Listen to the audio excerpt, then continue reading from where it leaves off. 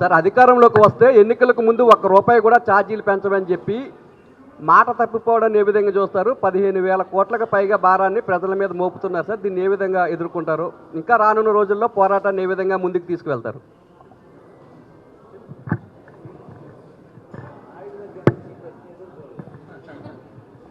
మొదటి నుంచి ఎన్నికల ముందు కూడా మేము చెప్పింది అదే. చంద్రబాబు నాయుడు గారు 44 సంవత్సరాల ఆయన రాజకీయ జీవితంలో ఏ రోజు కూడా నిజం చెప్పలేదు. దయచేసి ఆయన ఇచ్చినటువంటి హామీలను నమ్మొద్దు, ఆయన చెప్పినటువంటి మాటలు నమ్మొద్దు అని చెప్పి ఎన్నికల ముందు ఏదైతే చెప్పామో మీరు ఈరోజు రుజువు చేశాడు ఆయన. ఎప్పుడన్నా ఎవరిని మోసం చేయగలం? నమ్మిన వాళ్ళనే మోసం చేయగలం. సో ప్రజలు మరొకసారి నమ్మారు, మళ్ళీ మోసపోయారు, 4వ సారి మోసపోయారు. సో దయచేసి ఇప్పటికన్నా ప్రజలు గ్రహించాలి. గతంలో జగన్మోహన్ రెడ్డి గారు ఏదన్నా చెప్తే ఉన్నది ఉన్నట్టు చెప్పేవారు, చెప్పింది చెప్పినట్టు చేసేవారు. ఏ రోజు కూడా ప్రజలకి అబద్ధాలు చెప్పినటువంటి సందర్భం కానీ లేదా ఇచ్చినటువంటి హామీ నిలబెట్టుకోకుండా ఉన్నటువంటి సందర్భాలు కానీ ఏ రోజు జగన్మోహన్ రెడ్డి గారికి లేవు. చంద్రబాబు నాయుడు గారికి వెన్నతో పెట్టినటువంటి విద్య ఏంటంటే ఎన్నికల ముందు చెప్పినటువంటి ఏ ఒక్క హామీని నిలబెట్టుకునేటువంటి ట్రాక్ రికార్డ్ ఎప్పుడు కూడా చంద్రబాబు నాయుడు గారు 4 సార్లు ముఖ్యమంత్రి కాలంలో ఎప్పుడూ లేదు. ఇది మరొకసారి రుజువైంది. మరొకసారి మళ్ళీ జనాల్ని మోసపోవద్దని చెప్పి మీ ద్వారా కోరుతా ఉన్నాం. సాయిరెడ్డి సార్, వైసీపీ ఇండియా కూటమి వైపు చూస్తుంది అని చెప్పేసి ఒక వాదన వస్తుంది. ఇండియా కూటమి వైపు వైసీపీ చూస్తుంది అని చెప్పేసి ఈవెన్ కాంగ్రెస్ పార్టీ ఇండియా కూటమి నుంచి అధ్యక్ష బాధ్యతల నుంచి తప్పుకుంటే మీరు అటువైపు చూసే అవకాశం ఉందా? వైఎస్ఆర్ కాంగ్రెస్ పార్టీ అధ్యక్షులు జగన్మోహన్ రెడ్డి గారు చాలా స్పష్టంగా చెప్పారు. పలు సందర్భాల్లో నేను కూడా పార్లమెంటులో చెప్పడం జరిగింది.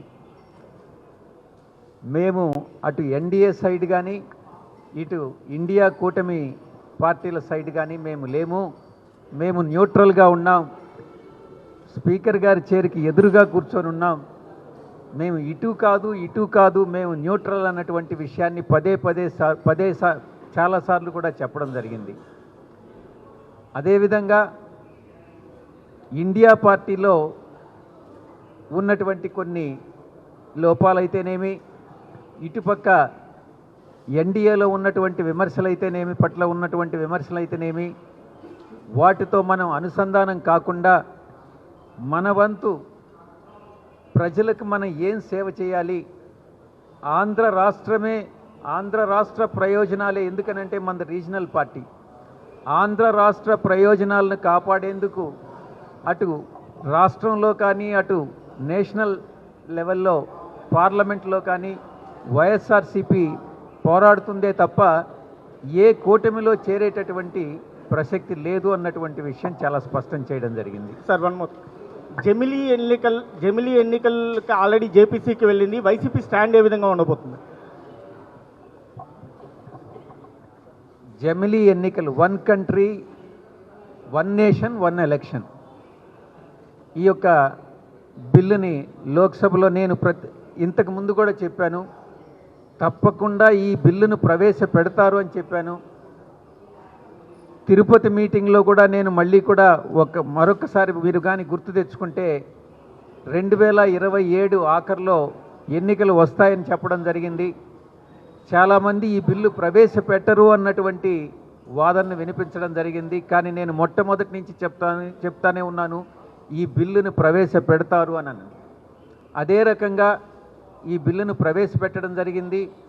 గత మన ప్రెస్ కాన్ఫరెన్స్లో కూడా నేను చెప్పాను, ఈ బిల్లును ప్రవేశపెడతారు, జేపీసీకి రెఫర్ చేస్తారని కూడా నేను చెప్పడం జరిగింది.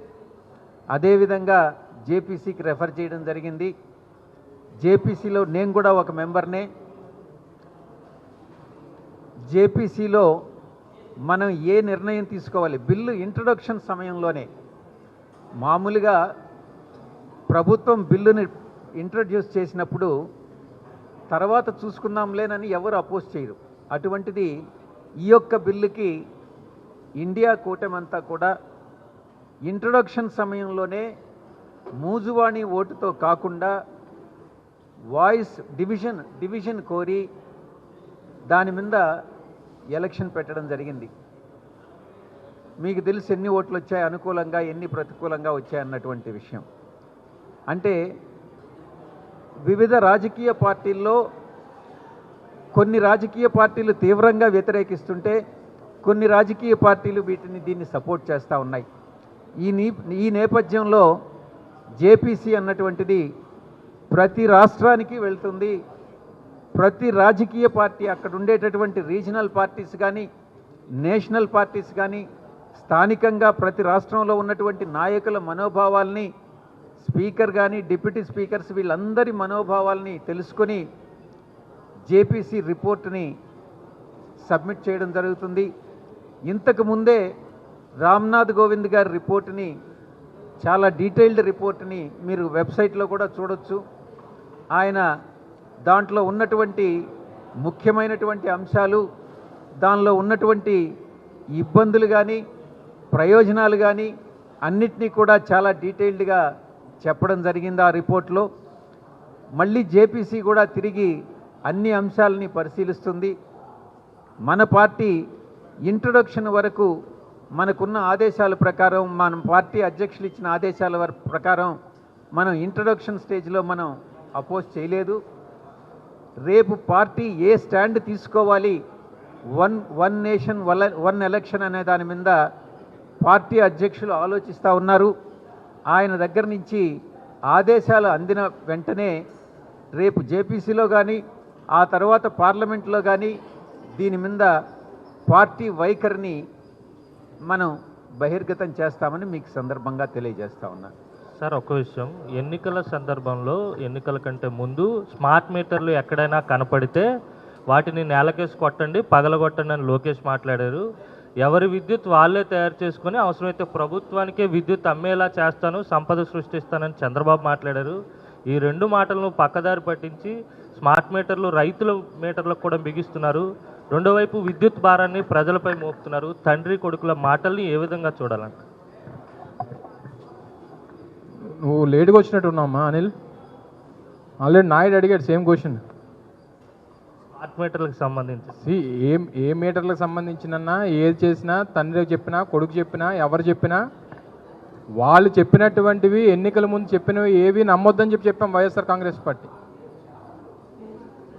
కాంగ్రెస్ పార్టీ చెప్పింది వాళ్ళు ఏం చెప్పినా ఎన్నికల కోసం, ఓట్ల కోసం, అధికారం కోసం మాత్రమే చెప్తారు. ఎన్నికలు అయిపోయిన తర్వాత అవి ఏవి గుర్తుండవు అనేటువంటి చెప్పాం. ఎన్నికల్లో ఏదైతే చెప్పామో ఇప్పుడు ఈరోజు అదే చేశారు. ఈరోజు కేవలం వచ్చినటువంటి 6 నెలల్లో 15,000 కోట్ల రూపాయలు భారం మోపారు. చివరికి ఎస్సీ ఎస్టీలకు ఇచ్చేటువంటి 200 యూనిట్ల వరకు ఏదైతే ఫ్రీ ఆఫ్ కాస్ట్ ఉండేదో దాన్ని కూడా ఈరోజు రద్దు చేసేటువంటి కార్యక్రమం చేశారు. అంటే ఏ వర్గానికి మేలు చేయాలని చెప్పి ఈరోజు ప్రభుత్వం ఉంది. ఏమి సంపద సృష్టిస్తున్నారు? ఈరోజు మన రోడ్ల మీదకి వెళ్తే కనబడతా ఉంది సంపద సృష్టి అంతా కూడా. హెల్మెట్ లేని వాళ్ళ దగ్గర డబ్బులు తీసుకుంటున్నారు, ముందు పెట్టుకున్నవాడికి, వెనకాల పెట్టుకున్నవాడికి, ప్రతిదీ కూడా ఏ డిపార్ట్మెంట్కి ఆ డిపార్ట్మెంట్ వదిలేస్తారు సంపద సృష్టి మీద.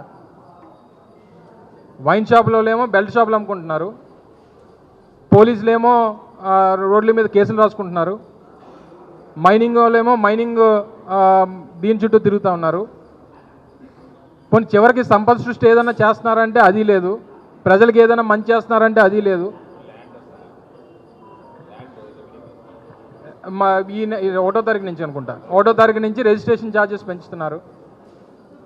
కొన్ని చేసిన ఒకళ్ళ సంపద సృష్టి మా మీద ఆరోపణ చేశారు. జగన్మోహన్ రెడ్డి గారి హయాంలో 3.5 లక్షల కోట్లు అప్పులు చేశారని. 3.5 లక్షల కోట్లు అప్పులు చేశాం. సంక్షేమం ఎంత ఇచ్చాం? 2,75,000 కోట్ల రూపాయలు సంక్షేమం ఇచ్చాం. 6 నెలల్లో 1,00,000 కోట్ల రూపాయలు అప్పులు చేసి ఏం సంక్షేమం ఇచ్చాడు చెప్పానండి ఈ ప్రభుత్వం. సో దేనికి సమాధానం లేదు. సృష్టించినటువంటి సంపదకి దానికి లెక్కలు లేవు. చివరికి ఈరోజు ఏ రకమైనటువంటి పరిస్థితుల్లో ప్రజలు, మొన్న కూడా ఒక సమావేశంలో చెప్పాం, కూటమికి ఓటేసినటువంటి ప్రజలు, ఓటు వేయించుకున్నటువంటి నాయకులు అందరూ కూడా తలదించుకొని తిరిగేటువంటి పరిస్థితులు ఈరోజు గ్రామాల్లోని ఊర్లోనే ఉన్నాయి. సో దయచేసి వారు చెప్పినటువంటి మాటలు దయచేసి మరొకసారి నమ్మి మోసపోవద్దు అనేటువంటిది మేము చెప్పగలం. అంతకు మించి ప్రజల పక్షాన పోరాటం చేయగలం. మేము మాత్రం చేయగలిగిందేమని చెప్పు.